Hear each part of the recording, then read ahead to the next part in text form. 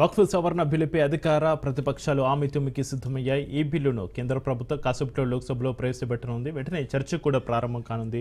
Speaker Om Birla ఇందుకు 8 గంటల సమయం కేటాయించారు. అయితే బిల్లును పూర్తిగా వ్యతిరేకిస్తున్న విపక్షాలు నిన్న జరిగిన బీఏసీ సమావేశం నుంచి వాకౌట్ చేశాయి.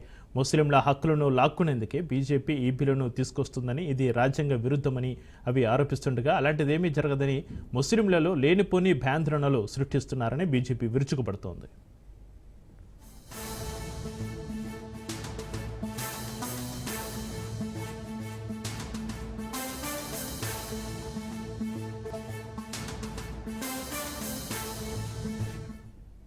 అయితే గత ఏడాది తీసుకొచ్చిన ఈ వక్ఫ్ సవరణ బిల్లు 2024ను ప్రభుత్వం సంయుక్త పార్లమెంటరీ కమిటీకి నివేదించింది. బీజేపీ ఎంపీ జగదాంబికా పాల్ నేతృత్వంలోని ఈ కమిటీ పలుసార్లు సమావేశమైంది.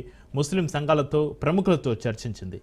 జేపీసీలో విపక్ష సభ్యులు పలు సవరణలు ప్రతిపాదించగా తిరస్కరించింది. ఇక టీడీపీ, జేడీయూ సహా ఎన్డీఏ భాగస్వామ్య పక్షాలు ప్రతిపాదించిన 14 సవరణలను బిల్లులో పొందుపరిచింది.